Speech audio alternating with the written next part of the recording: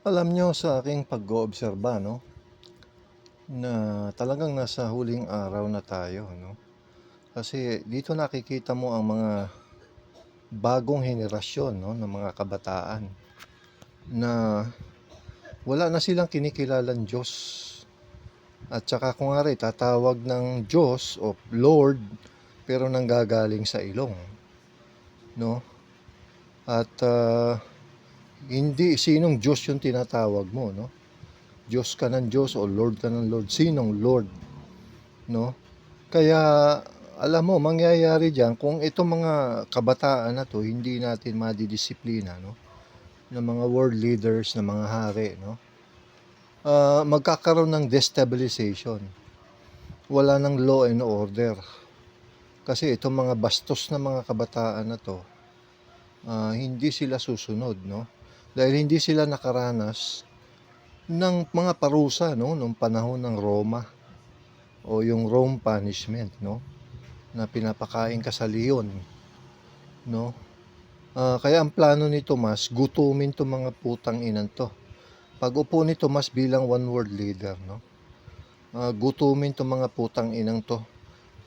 Kasi puro mga lovers of self o self-love at mga idolatry ang mga ginagawa ng mga putang inan to.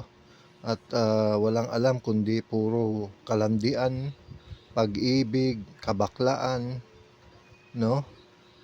Personal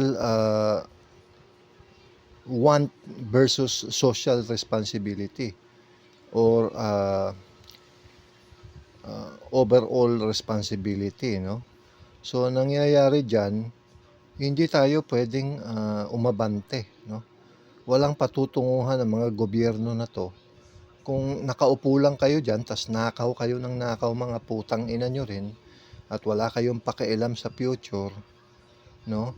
Kung wala kayong gagawin diyan, alam mo, kayo rin ang maapektuhan diyan kasi pag nagkaroon ng destabilization, putang ina nyo, matanggal kayo diyan sa trono dahil wala kayong ginagawa, no?